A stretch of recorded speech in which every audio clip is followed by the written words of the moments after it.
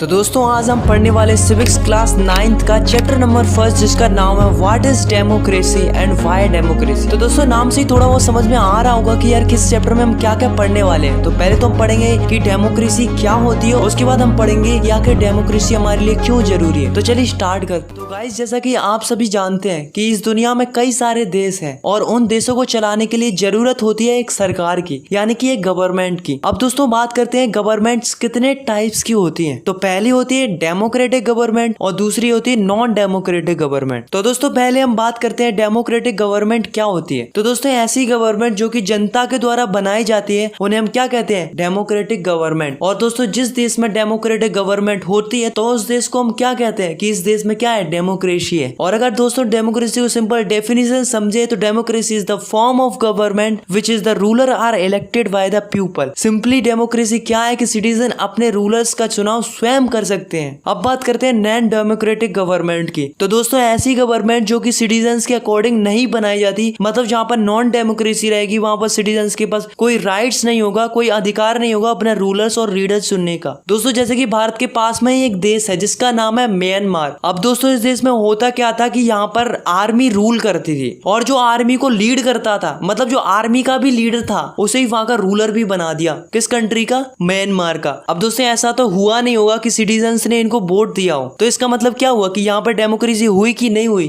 नहीं हुई। सिमिलरली एक और कंट्री है जिसका नाम है चिली। अब चिली में क्या होता है कि इसमें भी एक डिक्टेटर था जिसका नाम था बिनोजी। तो दोस्तों इसको भी लोगों ने इलेक्ट नहीं किया था। तो दोस्तों ये किसका एग्जाम्पल हुआ? ये भी नॉन डेमोक्रेटिक गवर्नमेंट का एग्जाम्पल हुआ। दोस्तों आपने कई बार ऐसी स्टोरीज तो जरूर सुनी होगी जिसमें एक राजा होता था, जब राजा बूढ़ा हो जाता था या फिर राजा की डेथ हो जाती थी तब जो राजा का प्रिंस होता था उसे ही वहां का राजा बना दिया जाता था। और दोस्तों इस सिस्टम को क्या बोलते हैं? Monarchy system. और दोस्तों यही सिस्टम सऊदी अरेबिया के अंदर भी अपनाया जाता है। अब सऊदी अरेबिया में होता क्या है कि सऊदी अरेबिया में किंग रूल करते हैं। अब जब किंग रूल करते हैं तो इसका मतलब ये तो नहीं है कि उनको सिटीजंस ने वोट देकर किंग बनाया हो। तो दोस्तों ऐसा नहीं है, बल्कि वो तो इसलिए रूल करते हैं क्योंकि उन्होंने एक रॉयल फैमिली में जन्म लिया है। तो क्या ये मोनार्ची सिस्टम डेमोक्रेटिक है? नहीं है, क्योंकि यहाँ पर किसी के पास कोई ऑप्शन ही नहीं है अपना रूलर चुनने का। सो गाइस डेमोक्रेसी क्या होती है? जिसमें लोग अपने लीडर्स का स्वयं चुनाव कर सकते हैं। और नॉन डेमोक्रेसी क्या होती है? जिसमें किसी के पास कोई राइट नहीं होता अपना रूलर चुनने का। अब दोस्तों कई बार ऐसा होता है कि समझ में नहीं आता कि यार ये कंट्री डेमोक्रेटिक है कि नॉन डेमोक्रेटिक है। तो इसे जानने के लिए हमें बहुत ही केयरफुली देखना होता है कि ये कंट्री और ये गवर्नमेंट डेमोक्रेटिक है कि नॉन डेमोक्रेटिक है। तो इसे समझने के लिए हमें जानने पड़ेंगे फीचर्स ऑफ डेमोक्रेसी। तो फीचर्स ऑफ डेमोक्रेसी को समझने के लिए पाकिस्तान के एग्जाम्पल से शुरुआत करते हैं। दोस्तों ये बात है अक्टूबर 1919 की। अब हुआ क्या था कि जो पाकिस्तान की मिलिट्री थी वो पाकिस्तान के प्राइम मिनिस्टर के अगेंस्ट खड़ी हो गई। नवाब शरीफ जो कि प्राइम मिनिस्टर थे पाकिस्तान के, उनको पाकिस्तान की मिलिट्री ने फोर्सफुली हटा दिया और जो वहां की मिलिट्री थी वो वहां पर रूल करने लगी। अब दोस्तों हुआ कुछ ऐसा कि जो मिलिट्री को लीड कर रहे थे परवेज मुशर्रफ, उन्होंने अपने आप को वहां का चीफ एग्जीक्यूटिव घोषित कर दिया। अब बाद में उन्होंने अपना डेजिग्नेशन चेंज करके उन्होंने अपने आप को प्रेसिडेंट डिक्लेयर कर दिया। दोस्तों अब क्या हुआ कि 2002 में उन्होंने एक रेफरेंडम किया। तो दोस्तों रेफरेंडम क्या होता है कि रेफरेंडम वो होता है जैसे कि किसी भी पॉलिटिकल क्वेश्चन पर सिटीजन से उसका आंसर पूछा जाता है और फिर जो भी वहां के सिटीजन का आंसर होता है वही गवर्नमेंट को मानना पड़ता है। तो दोस्तों 2002 में रेफरेंडम का क्वेश्चन ये था कि परवेज मुशर्रफ को और 5 सालों के लिए प्रेसिडेंट बनाना चाहिए या नहीं। तो दोस्तों जो रेफरेंडम का जो रिजल्ट आया वो ये आया कि परवेज मुशर्रफ को 5 साल के लिए और प्रेसिडेंट बनाना चाहिए। अब दोस्तों हुआ कुछ ऐसा कि कुछ लोगों को जैसे कि पाकिस्तान की media, human right activist, democratic activist को ये लगने लगा कि ये जो रेफरेंडम हुआ है वो लीगल तरीके से नहीं हुआ है, मतलब कुछ ना कुछ गड़बड़ तो जरूर की गई है। दोस्तों जब परवेज मुशर्रफ को इस बात का पता चला तो उन्होंने अगस्त 2002 में लीगल फ्रेमवर्क इशू कर दिया जिससे उसने पाकिस्तान के कॉन्स्टिट्यूशन को ही चेंज कर दिया। अब दोस्तों इस ऑर्डर के अकॉर्डिंग प्रेसिडेंट्स के पास पावर थी कि वो national assembly and state assembly को डिसमिस कर सकता था। और दोस्तों जो national assembly and state assembly के जो सिविलियंस कैबिनेट थे उनके काम को कौन कंट्रोल करती थी? National security council. यानी कि अपन दूसरे शब्दों में कह सकते हैं कि जो पाकिस्तान की मिलिट्री थी वही इन कैबिनेट के लीडर्स को कंट्रोल करती थी। अब दोस्तों पाकिस्तान में चल क्या रहा था कि जो पाकिस्तान के लोग थे वो नेशनल असेंबली और स्टेट असेंबली में वोट तो करते थे और जो जीतता था वो किनके कंट्रोल में आता था? मिलिट्री के कंट्रोल में।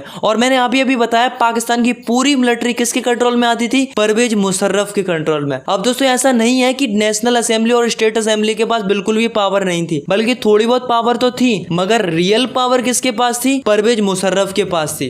तो दोस्तों डेमोक्रेसी का फर्स्ट फीचर हमसे क्या कहता है कि डेमोक्रेसी के अंदर असली पावर उसके पास होनी चाहिए जिसे जनता के द्वारा चुना गया हो। और इधर पाकिस्तान में क्या हो रहा था कि लोग स्टेट असेंबली और नेशनल असेंबली में वोट तो डाल रहे थे, पर असली पावर किसके पास थी? परवेज मुशर्रफ के पास थी। So the first feature of democracy is in a democracy the final decision making power must the rest with those elected by the people. अब दोस्तों बात करते हैं चाइना की। तो दोस्तों चाइना में हर 5 साल में पार्लियामेंट के लिए इलेक्शन होते हैं और दोस्तों उनकी पार्लियामेंट को क्या बोला जाता है? National people Congress. अब दोस्तों खास बात ये थी कि जो चाइना का जो प्रेसिडेंट बनता था उसे पार्लियामेंट के द्वारा ही सिलेक्ट किया जाता था। अब दोस्तों यहाँ तक तो ठीक था कि लोगों के द्वारा वोट डाले जाते थे और करीब 3000 कैंडिडेट्स में से किसी एक को पार्लियामेंट के अकॉर्डिंग प्रेसिडेंट बना दिया जाता था। बट गाइस प्रॉब्लम तो ये थी कि जो पार्लियामेंट के अंदर मेन एक ही पार्टी थी, वो थी चाइनीज कम्युनिस्ट पार्टी। और भी पार्टीज थी मगर वो स्मॉल पार्टीज थी। और गाइस जिस किसी को भी पार्लियामेंट के इलेक्शन में पार्ट लेना होता था तो उसे चाइनीज कम्युनिस्ट पार्टी का अप्रूवल लेना होता था। तो दोस्तों खास बात तो ये है कि जो भी सरकार बनती थी चाइना की, वो हमेशा एक ही पार्टी की बनती थी, वो थी Chinese communist party.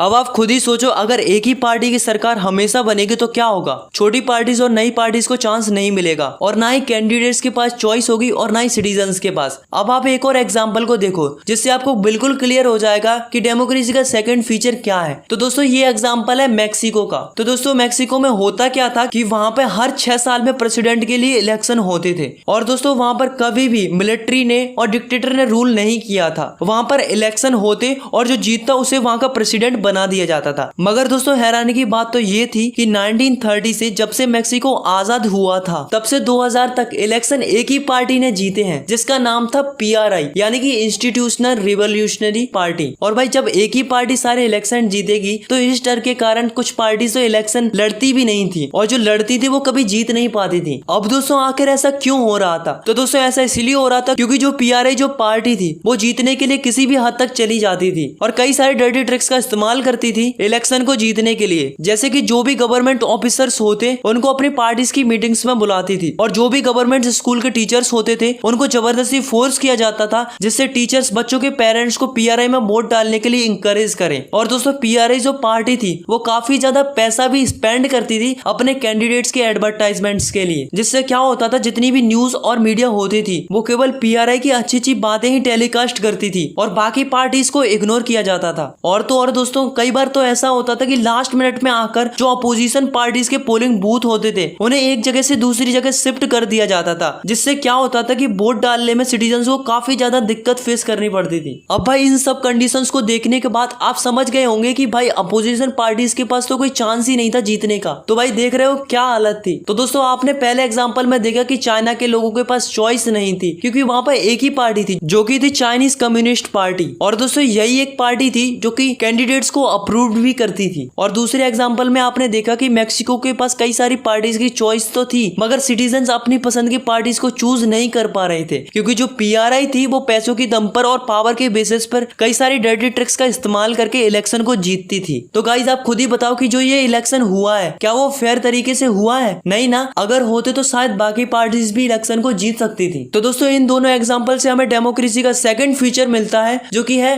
A democracy must be based on a free and fair election where those are currently in a power have a fair chance of losing. मतलब ये दोस्तों हम अपनी कंट्री को डेमोक्रेटिक तभी कह सकते हैं जब हमारे इलेक्शन फ्री एंड फेयर हो। मतलब अगर सिंपल शब्दों में कहें तो इलेक्शन फ्री होने चाहिए और हॉनेस्टली होने चाहिए जिसमें हारने और जीतने की प्रोबेबिलिटी बराबर होनी चाहिए। ऐसा नहीं होना चाहिए कि एक ही पार्टी मिसलीड करके हमेशा जीतती रहे और दूसरी पार्टीज को मौका ही ना मिले। सो इलेक्शन फ्री एंड फेयर होने चाहिए। तो दोस्तों आप समझते हैं थर्ड फीचर ऑफ डेमोक्रेसी। तो दोस्तों इसे समझाने के लिए मैं आपको कुछ कंट्रीज के एग्जांपल देता हूं। तो दोस्तों उस कंट्री का नाम है सऊदी अरेबिया, जिसे आप अच्छे से जानते हैं। अब दोस्तों इस कंट्री में होता क्या था कि 2015 से पहले सऊदी अरेबिया की किसी भी वुमेन को वोट डालने का अधिकार ही नहीं था। ऐसे ही एक और कंट्री और है जिसका नाम है एस्टोनिया। तो एस्टोनिया में क्या होता है कि एस्टोनिया में सिटीजन्स रूल ऐसे बनाए गए हैं कि जो रशियन माइनॉरिटी है उसे डिफिकल्टी फेस करनी पड़ती थी वोट डालने में। दोस्तों ऐसे ही एक और कंट्री है जिसका नाम है फिजी। फिजी में ऐसा इलेक्टोरल सिस्टम है कि वहाँ के जो इंडिजिनियस इंडिजीनियस फीजी है उनकी जो वोट वैल्यू होगी वो इंडियन फीजी के कंपैरिजन में काफी ज्यादा होगी। जैसे कि एग्जांपल के तौर पे आप मान लो कि दो कैंडिडेट है,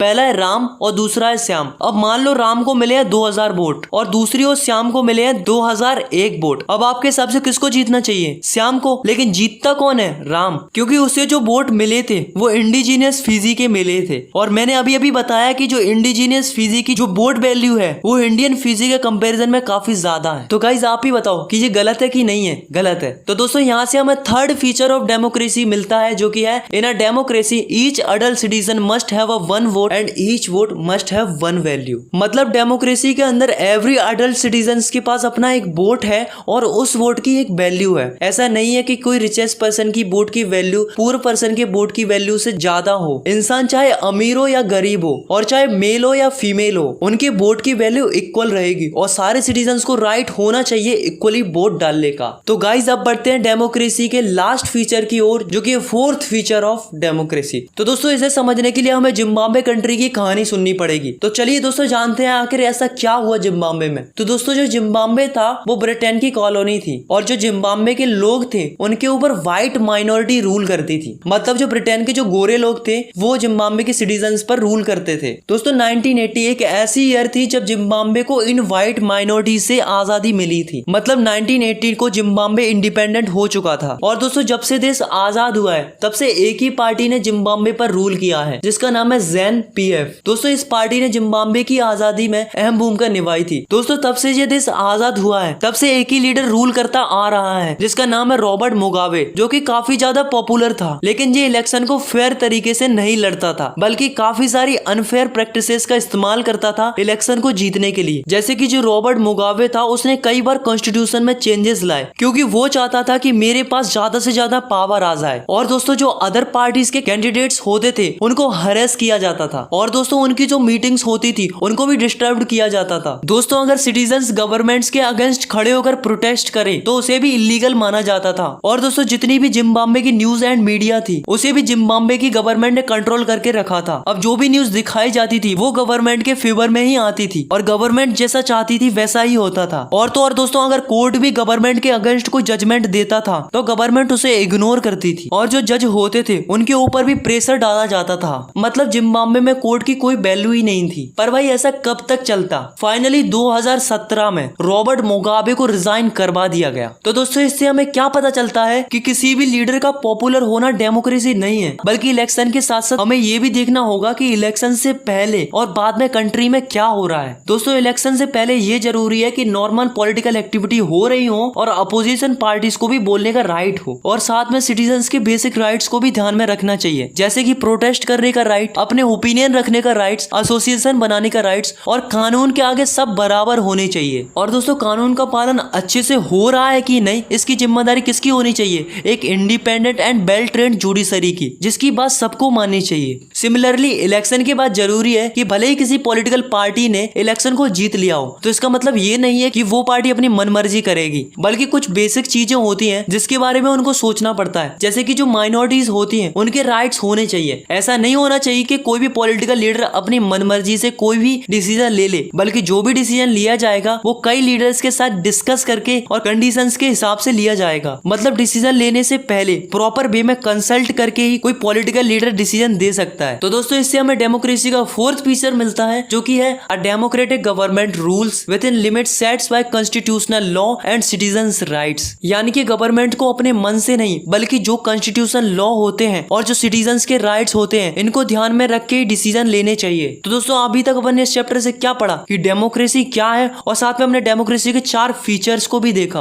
तो दोस्तों इन सब को देखने के बाद आपको ये लगने लगा होगा कि डेमोक्रेसी तो बेस्ट फॉर्म ऑफ गवर्नमेंट है, तो इसका मतलब तो सबको डेमोक्रेटिक गवर्नमेंट ही बनानी चाहिए। आपका कहना सही है, लेकिन हर एक अच्छी चीज पूरी तरीके से अच्छी नहीं होती है, कुछ ना कुछ कमियां तो जरूर होती है। ठीक उसी प्रकार से डेमोक्रेसी के अंदर भी कुछ कमियां हैं। तो चलिए जानते हैं कि ऐसे कौन कौन से डीमेरिट्स हैं डेमोक्रेसी के। So the next topic is arguments against democracy. तो दोस्तों पहला डिमेरिट तो यही है कि जो हमारे लीडर्स होते हैं वो हर समय बदलते रहते हैं। अब बदलने से क्या लॉस होता है कि जो गवर्नमेंट की स्टेबिलिटी होती है उस पर काफी ज्यादा फर्क पड़ता है और साथ में अनस्टेबिलिटी भी बनी रहती है। और अनस्टेबिलिटी के कारण जो बड़े बड़े डिसीजंस होते हैं उन्हें लेने में गवर्नमेंट को दिक्कत फेस करनी पड़ती है। दूसरा डिमेरिट ये है कि आप तो जानते ही हैं कि डेमोक्रेसी में कई सारी पार्टीज होती हैं और दोस्तों इलेक्शन को जीतने के लिए पार्टीज के बीच में कंपटीशन एंड पावर प्ले होता रहता है, जिससे आम सिटीजन्स को काफी ज्यादा डिस्टर्बेंस होता है। थर्ड डिमेरिट ये है कि डेमोक्रेसी में कोई भी डिसीजन लेने से पहले कई लोगों के साथ कंसल्ट करना पड़ता है, जिसकी वजह से कोई भी काम को करने में डिले हो जाता है। अब बात करते हैं फोर्थ डिसएडवांटेज की। तो जो लीडर इलेक्ट होकर आए होते हैं और उन्हें आपके बारे में और आपके इंटरेस्ट के बारे में बिल्कुल भी एक्सपीरियंस नहीं होता है, जिसकी वजह से बहुत से गलत डिसीजन भी ले लिए जाते हैं जो कि सिटीजन्स के लिए काफी ज्यादा प्रॉब्लमेटिक साबित हो सकते हैं। दोस्तों जैसा कि हम सभी जानते हैं कि कंट्री में करप्शन तो होता ही है, लेकिन हम इसे खत्म नहीं कर सकते बल्कि कम जरूर कर सकते हैं। तो डेमोक्रेसी का फिफ्थ डिसएडवांटेज क्या है कि डेमोक्रेसी में कई सारी पार्टीज के बीच में कंपटीशन बना रहता है, जिसके कारण कई सारे लोग हैं और कैंडिडेट्स हैं और पार्टीज हैं वो जीतने के लिए करप्शन का इस्तेमाल करती हैं। और जो लास्ट डिसएडवांटेज बचता है वो है कि जो ऑर्डिनरी पीपल होते हैं उन्हें ज्यादा नॉलेज नहीं होती है डेमोक्रेसी की। उन्हें पता नहीं होता कि कौन सा लीडर हमारे लिए अच्छा होगा और कौन सा बुरा होगा। इस चक्कर में कुछ लोग गलत लीडर्स को चूज कर लेते हैं, जिस वजह से बाकी लोगों को भी लॉस होता है। दोस्तों कई सालों पहले ऐसा नहीं होता था। पहले क्या होता था, वोट डालने का अधिकार उन्हीं लोगों को होता था जो कि वेल एजुकेटेड होते थे और उनमें समझ होती थी कि कौन सा लीडर हमारे लिए सही है और अच्छा है। और दोस्तों प्रेजेंट टाइम में हमारी डेमोक्रेसी राइट टू इक्वालिटी को फॉलो करती है और करना भी चाहिए, क्योंकि वोट डालने का अधिकार सबको मिलना चाहिए। फिर भी ये हमारे लिए एक डिसएडवांटेज तो है ही। आई होप आपको ये डेमोक्रेसी के 6 डिसएडवांटेज या फिर अपन कह सकते हैं आर्ग्यूमेंट्स या फिर ये भी कह सकते हैं डीमेरिट समझ में आ गए होंगे। तो दोस्तों ऐसा नहीं है कि डेमोक्रेसी के पास कोई मैजिकल पावर है कि वो सारी कंट्री की प्रॉब्लम को सॉल्व कर सके। तो क्या फिर कोई और ऐसी गवर्नमेंट है जो कि डेमोक्रेसी से बेटर है, जो हम चूज कर सकते हैं अपनी कंट्री के लिए? तो चलिए देखते हैं क्या कोई ऐसी गवर्नमेंट है जो कि डेमोक्रेटिक गवर्नमेंट से भी अच्छी हो सकती है, और साथ में हम ये भी जानेंगे कि डेमोक्रेसी के होने से क्या क्या एडवांटेज मिलते हैं। तो दोस्तों एक बार हुआ क्या कि चाइना में 1958 से लेकर 1961 तक एक ऐसा भयानक अकाल पड़ा जो कि एक वर्ल्ड रिकॉर्ड था। चाइना के लगभग 3 करोड़ लोग इस अकाल के दौरान मारे गए थे। और दूसरी ओर इंडिया की भी इकोनॉमिकल कंडीशन इतनी अच्छी नहीं थी कि वो भी इस अकाल का सामना कर सके, लेकिन इंडिया में ऐसी फेमाइन देखने को नहीं मिली। दोस्तों इकोनॉमिस्ट का कहना है कि जो ये फेमाइन टाइप्स की सिचुएशन अगर किसी कंट्रीज में आती है तो इसकी जिम्मेदार काफी ज्यादा गवर्नमेंट ही होती है। जैसे कि आप खुद ही देखो इंडिया में ऐसी कंडीशन देखने को क्यों नहीं मिली, क्योंकि इंडिया के पास डेमोक्रेसी थी और एक डेमोक्रेटिक कंट्री के ऊपर काफी ज्यादा प्रेशर होता है अपोजिशन पार्टीज का और मीडिया का, जिसकी वजह से इंडिया की गवर्नमेंट ने फूड सिक्योरिटी को टाइम पर रिस्पॉन्ड किया, जिस वजह से इंडिया को इस टाइप की सिचुएशन देखने को नहीं मिली। और दूसरी ओर चाइना में क्या हुआ कि चाइना में सिंगल पार्टी सिस्टम था। अगर वहां पर मल्टी पार्टी सिस्टम होता तो शायद ये अपोजिशन पार्टीज और मीडिया गवर्नमेंट को क्रिटिसाइड कर सकती थी, और शायद उनके प्रेशर के कारण चाइनीज गवर्नमेंट फूड सिक्योरिटी को इतनी लाइटली नहीं लेती और फूड सिक्योरिटी को टाइम पर रिस्पॉन्ड करती, जिससे क्या हो सकता था कि करोड़ों लोगों की जान बच सकती थी।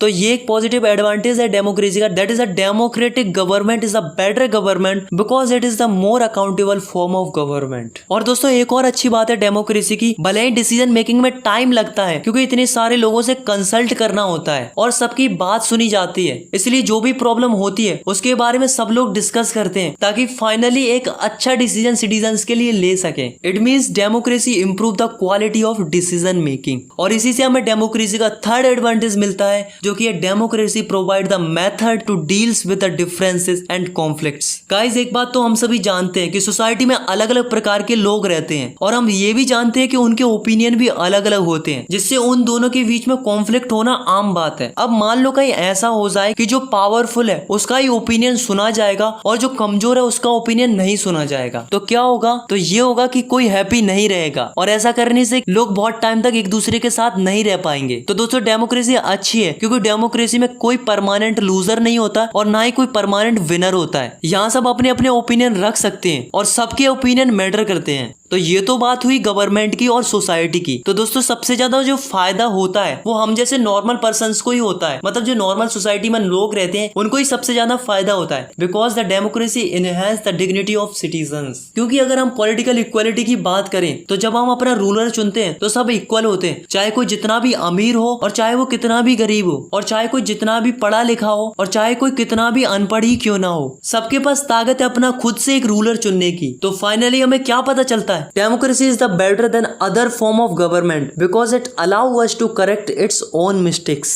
अच्छा आप ही बताओ, कोई भी कंट्री को रूल करने में मिस्टेक्स तो जरूर होंगी, चाहे वो कितनी अच्छी गवर्नमेंट ही क्यों ना हो, तो मिस्टेक्स तो गवर्नमेंट से होगी ही होगी। मगर डेमोक्रेसी की खास बात यह है कि डेमोक्रेसी में किसी भी गवर्नमेंट की मिस्टेक्स को छुपाया नहीं जा सकता है, क्योंकि डेमोक्रेसी में मीडिया के पास फ्रीडम होती है और साथ में अपोजिशन के लीडर्स भी खुल के गवर्नमेंट को क्रिटिसाइज कर सकते हैं। तो ऐसे में रूलर्स को अपना डिसीजन चेंज करना पड़ेगा, नहीं तो सिटीजंस रूलर को ही चेंज कर देंगे। अब अगर दोस्तों आप ये सब चीजें नॉन डेमोक्रेटिक गवर्नमेंट से एक्सपेक्ट कर रहे हो तो नॉन डेमोक्रेटिक कंट्री में ये सब चीजें तो पॉसिबल हो ही नहीं सकती। ऐसे में डेमोक्रेसी के पास हर एक समस्या का सॉल्यूशन होगा ऐसा पॉसिबल नहीं है। अगर हम डेमोक्रेसी को अदर फॉर्म ऑफ गवर्नमेंट से कंपेयर करें तो हमें पता चलता है कि हमारे लिए डेमोक्रेसी ही बेस्ट है। So is the democracy is the best form of government. So guys हमें इस बात के लिए प्राउड फील करना चाहिए कि हमारी जो इंडिया है वो एक डेमोक्रेटिक कंट्री है। आई होप आपको ये चैप्टर समझ में आ गया होगा। तो दोस्तों अगर आपको ये वीडियो पसंद आई तो यार वीडियो को लाइक करो और चैनल को सब्सक्राइब करो ऐसे क्लास 9 की और भी वीडियोस देखने के लिए। Thanks for watching, take care, bye bye.